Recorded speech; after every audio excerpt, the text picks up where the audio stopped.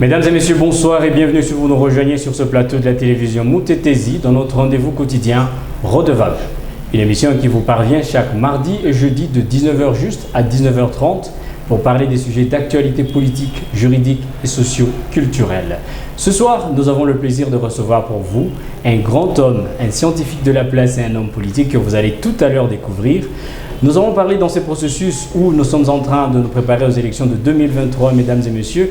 De plus en plus de gens prennent conscience des enjeux électoraux et du besoin d'envoyer des représentants qui sont dignes de ce nom.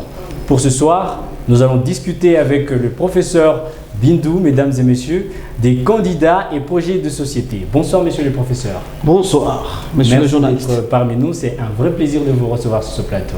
C'est un plaisir partagé. Excellent. Merci beaucoup.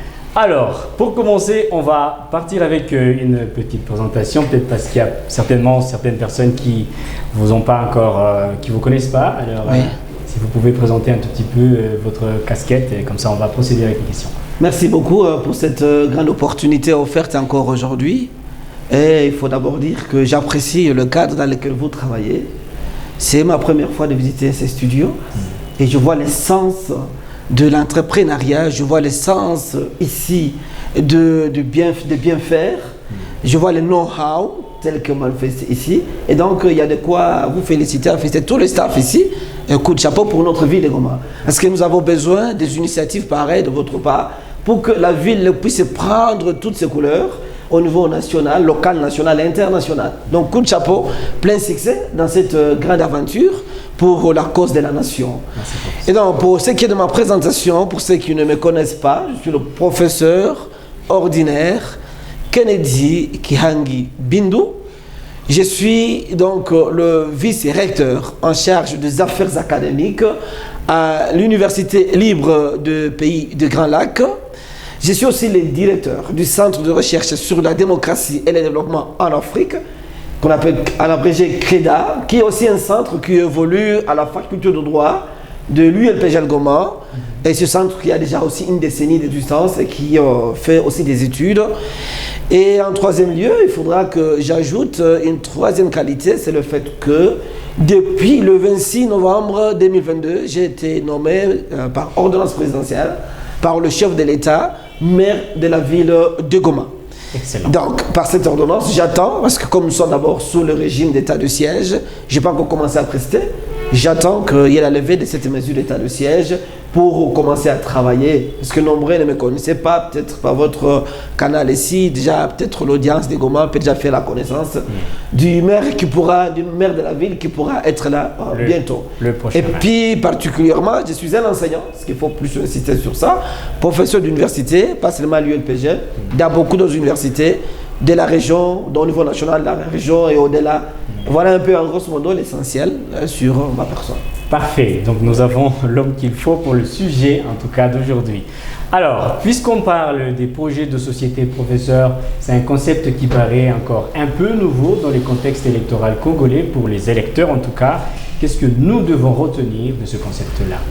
Alors, merci beaucoup. Il faut dire que parler de projet de société, c'est que dans un premier temps, ça dépend du contexte. Et ici, nous sommes, comme vous avez dit, dans un contexte électoral. Exact. Et rappelez que la République démocratique du Congo n'est pas à son premier cycle électoral. Nous avons déjà organisé 3 cycles électoraux. Nous sommes au 4e cycle électoral. Donc le rendez-vous électoral devient comme presque un peu un rendez-vous habituel en République démocratique du Congo, ce qui donne déjà une bonne marque en termes démocratiques. Ça veut dire que nous sommes en train de prendre certains élans, nous sommes en train de prendre certaines habitudes, pour ne pas dire certaines expériences en matière démocratique. Ça veut dire une autorité, la gestion d'un État sur le plan démocratique voudrait qu'il y ait des autorités élues. Et là, c'est formidable pour le pays. Nous sommes au 4e cycle, ce qui veut dire qu'il y a déjà certains acquis.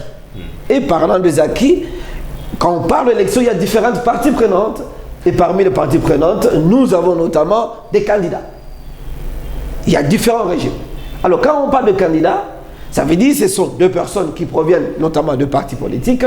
Ces partis politiques qui ont des projets de société pour le pays. Et donc, chaque parti politique doit avoir un projet pour le pays.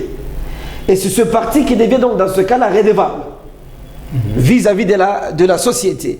Et c'est là vous allez remarquer, selon les idéologies de partis politiques, de la même manière qu'on a autant de partis politiques, selon les idéologies, on a aussi autant de projets de société.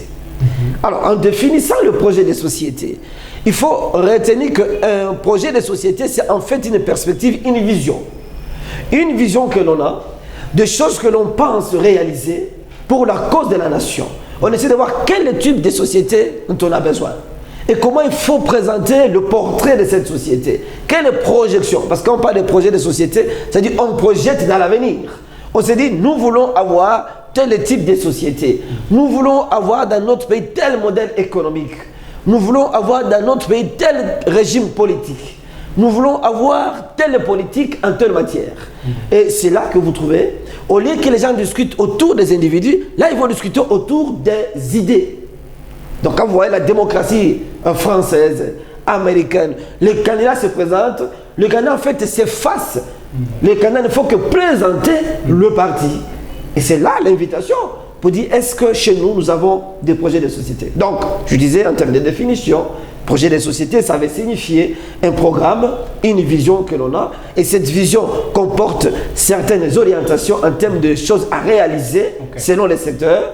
Et après, à la fin, on a l'occasion de pouvoir examiner, savoir si on a atteint le résultat. Mais si vous permettez aussi, et au-delà du résultat, on cherche aussi à voir, est-ce que dans ces projets, il y a la donne éthique et morale? Parce que ça aussi, c'est un élément important.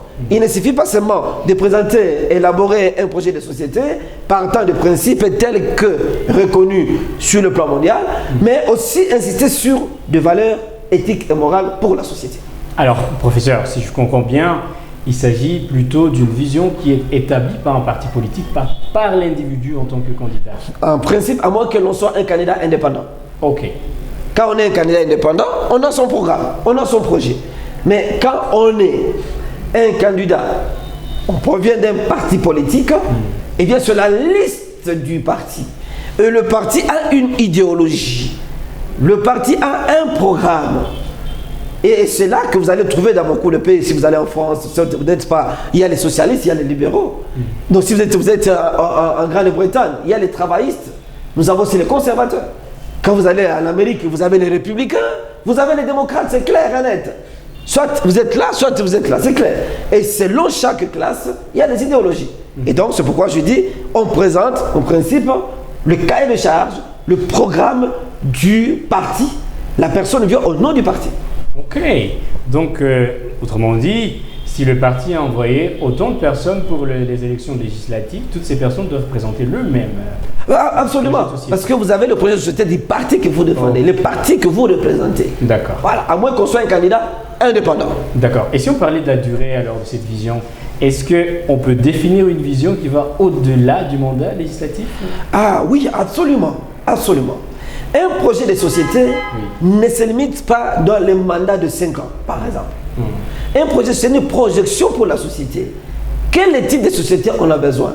Le Congo ne commence pas le 1er janvier pour finir le 31 décembre. Non, donc les 5 ans que vous avez comme mandat, vous passez. C'est pourquoi on dit les hommes passent, les institutions demain. Donc vous laissez une base, ceux qui vont venir après vont continuer à exécuter ça.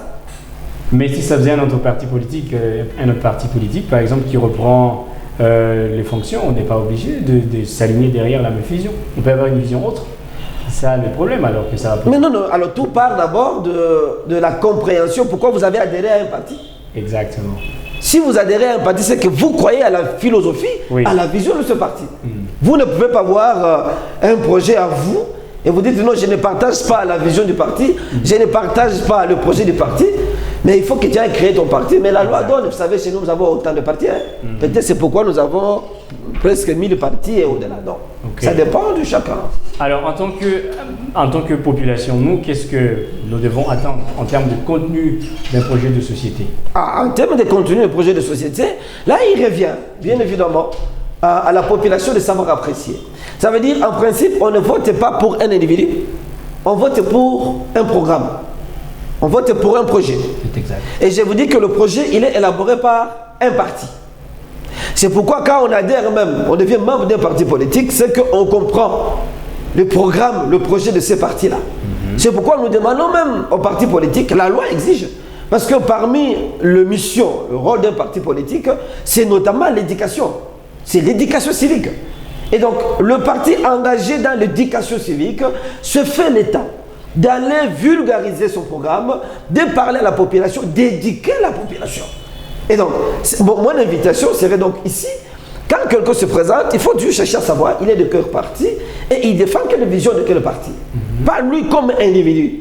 Parce que je vois de temps à autre les gens venir commencer à dire, bon écoutez, votez pour moi, je vais construire pour vous les ponts là. Votez pour moi, écoutez, je vais vous amener en Europe. Enfin, votez pour moi, écoutez, il va vous donner à boire. C'est trop, mais est-ce que c'est trop simpliste? Ouais. Je vous dis, nous sommes au 4e cycle électoral, nous n'avons plus droit à des erreurs pareilles. Non, il faut maintenant éduquer la population. Okay. Il faut parler à la population.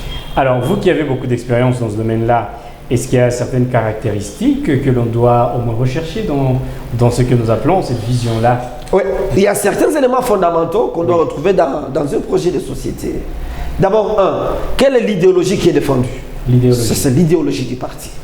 2, quelle est la place accordée à la population? 3, la perspective que ce parti a pour la nation. 4, les thèmes des campagnes. Quelles sont les thématiques des campagnes?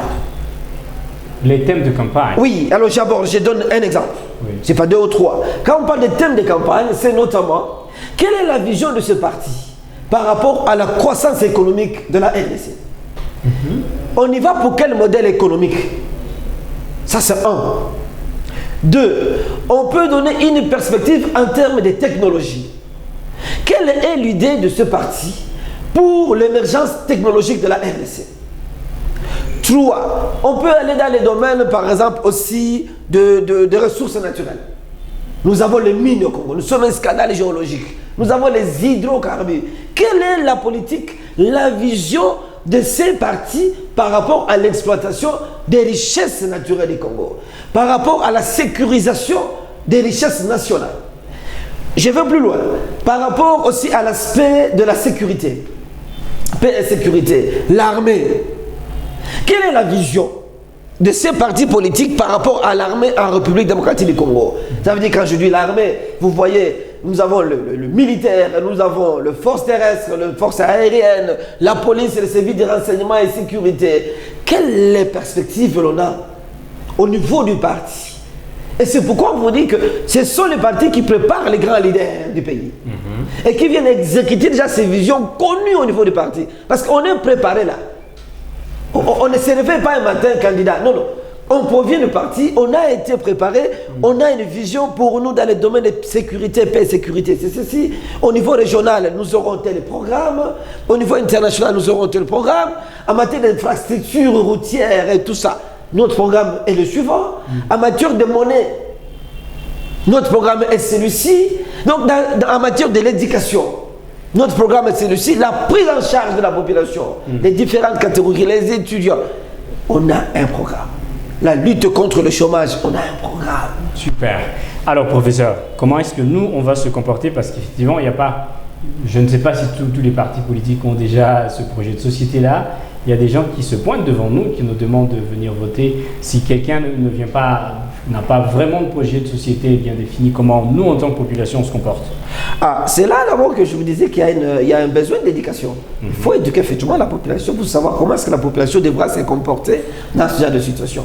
C'est là que j'étais en train de dire derrière à certains de mes étudiants qu'il faudra élaborer un checklist. Il faudra élaborer un checklist. Ça veut signifier, c'est comme un chapelet d'intentions, de choses que l'on pense un parti politique devra avoir. Donc là, on dit, ok, est-ce qu'il y a d'abord un projet de société pour ces partis? On coche, oui, il y en a. Quel est son contenu? Est-ce que la personne qui se présente connaît le contenu? 2, 3, monsieur, toi tu connais ceci. Quels sont les moyens que vous avez à votre disposition pour exécuter ce que vous pensez faire? Parce que vous dites que vous allez construire un aéroport. Bon, est-ce que vous avez les moyens? Quels sont les moyens? Comment vous aurez les moyens? Quel est le budget que vous avez pour ça? Ça, c'est 3. Quatrièmement, vous-même en personne, est-ce que vous avez les atouts nécessaires pour défendre ça? C'est quatrièmement.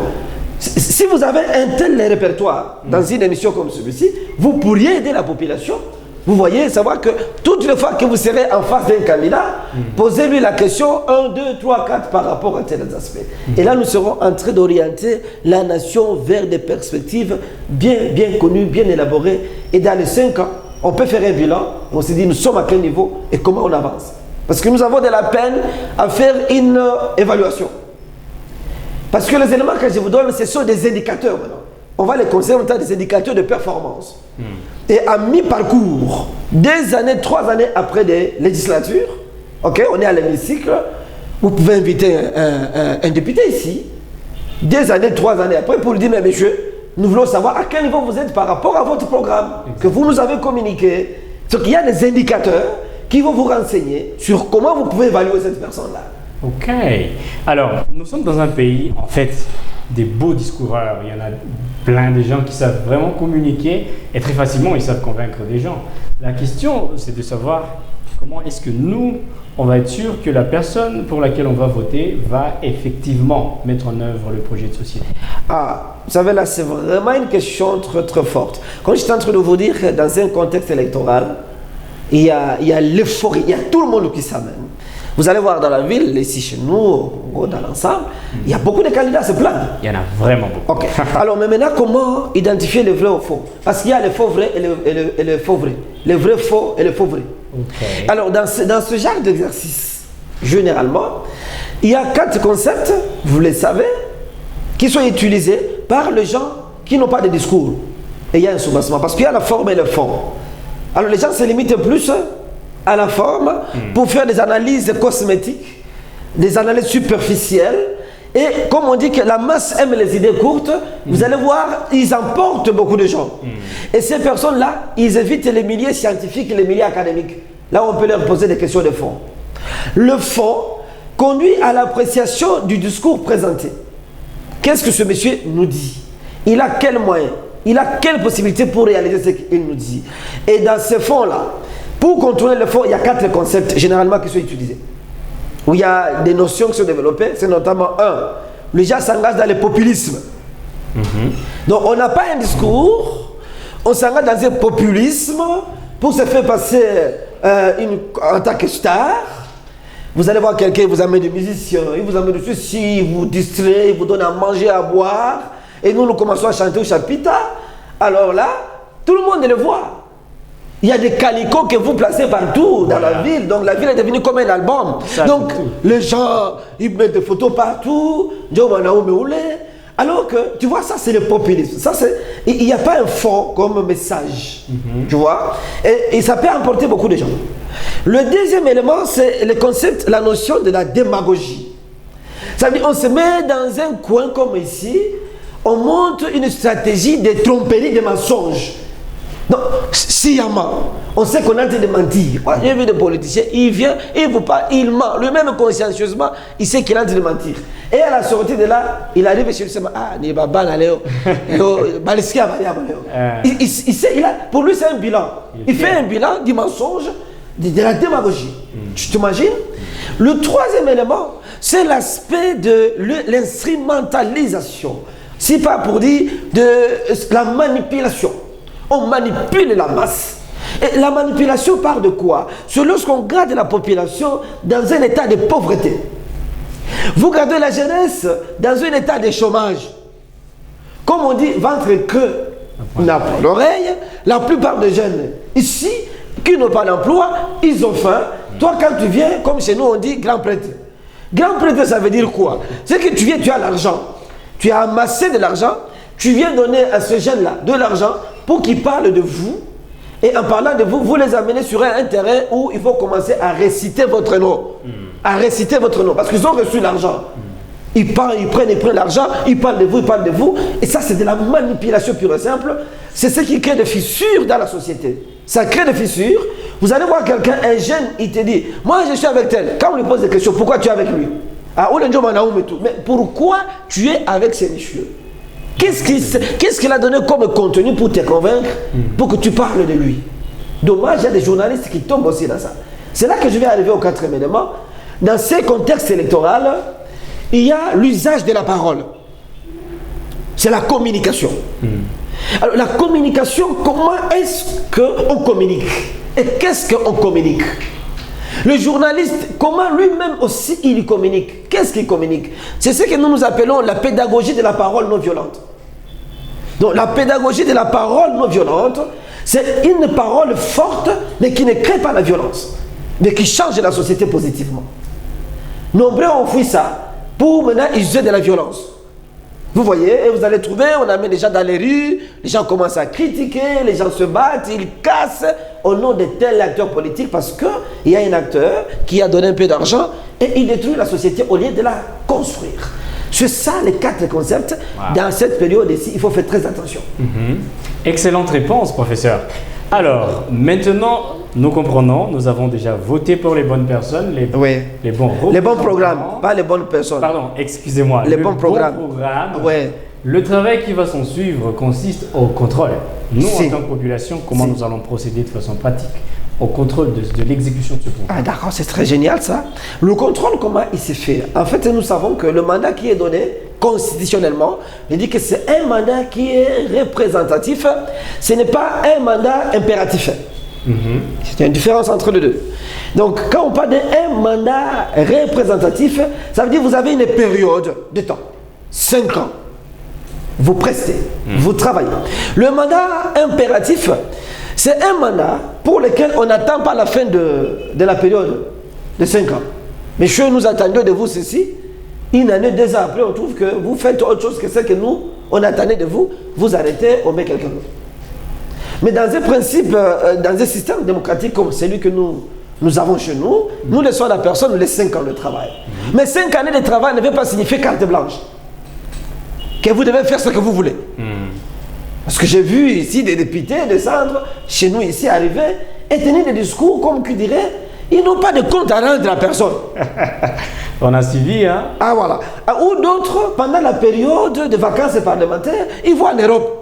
Comme qui dirait sur les Français qui les ont votés, ils vont faire rapport aux Français. Non, monsieur. Ça veut dire, vous avez, en termes de contrôle, à la fin de chaque législature, parce que nous avons le 2 sessions, vous finissez la session, il y a des fonds qui sont donnés aux députés pour retourner dans leur circonscription. Donc ils reviennent. En revenant, ils doivent réunir différentes couches de population pour faire la restitution. S'il y a des lois qui ont été votées, s'il y a des politiques qui ont été élaborées, s'il y a une perspective pour laquelle on est en train de travailler et qu'on a encore besoin des avis de la population, on doit les recueillir. Et une fois qu'on a ces informations, on retourne à l'Assemblée après la période là pour faire un rapport. Chaque député doit donner un rapport. Et on l'apprécie sur base de ce rapport. C'est pourquoi le député a un cabinet. Il a un bureau. Un député doit avoir un bureau. Et il travaille, il a un contact permanent avec sa base. Je m'excuse, je suis venu ici, ce n'est pas pour parler de ma personne ou pour parler de mes ambitions, mais permettez que je dise quand même que je suis candidat à la députation nationale en ville de Goma. N'est-ce pas? Si. Ok, donc ça, c'est pas encore, je peux penser un problème. Mais si tu permets, parce que je donne ça comme une petite illustration seulement, pour dire, quand on est candidat à la députation nationale, en ville de Goma, c'est qu'il y a un programme, un projet que l'on voudrait réaliser, et moi, dans ces documents que j'ai écrits, c'est un document écrit. Je ne parle pas seulement. J'ai un document écrit que je donne à la population. C'est une manière de mettre à la portée de la population un outil qui pourra m'être opposé au moment opportun. Ça veut dire 2 années, 3 années après, quand je reviens, je dis, ah prof, vous nous avez dit ceci, voilà votre document que vous avez écrit, nous le gardons encore. Parce qu'on dit les paroles s'envolent, les écrits restent. Et quand vous avez ça, vous m'opposez, c'est un contrôle qui se fait. Et moi, je peux revenir à la raison, effectivement, j'avais promis ça. Et c'est là que je garde, j'appelle la proximité avec la base. Quand on a une politique de proximité avec la base, on va à Kinshasa, on ne va pas là-bas pour être distrait, on va pour travailler. Donc, le peuple, au cours du mandat, a l'opportunité d'évaluer son député par rapport au projet de loi, par rapport aux propositions de loi, par rapport à la politique poursuivie, par rapport aussi aux nouveaux besoins qui se présentent dans la société, toutefois qui sera de retour dans sa circonscription électorale. Alors la question ici, c'est de savoir sur quelle fréquence est-ce que nous allons procéder à cette évaluation? Est-ce qu'il y a, on va dire, c'est chaque année où on va attendre mi-mandat, donc les 2 ans et demi, c'est là qu'on va évaluer où il y a une... Non, non, n'attendez pas. Il ne faut pas attendre. Oui. Aussitôt l'examination commence aussi. Ok. Non, il faudrait que les gens arrivent à comprendre qu'être député, c'est un grand devoir. C'est une grande responsabilité, s'il vous plaît. Donc moi, je voudrais vraiment nous inviter, nous tous, à ça. Ça veut dire, être député, ce n'est pas aller s'asseoir à l'Assemblée, ce n'est pas aller bailler à l'Assemblée, c'est somnoler comme on a publié certaines images. Oui. C'est un travail de fond, parce qu'on est dans des commissions. Quand vous êtes dans une commission, vous avez une expertise, s'il vous plaît. S'il vous plaît. On dit, toi, tu as de ma case. Je ne vois pas. Moi, pas journaliste, est-ce que moi, je peux me présenter, tenir la caméra de ces messieurs-là? Je ne peux pas. Donc, si tu n'es pas prêt, tu laisses aux autres faire le travail. Donc, c'est une grande responsabilité. Okay. Il faut être prêt. Donc, nous devons évaluer régulièrement, au fur et à mesure. Ouais.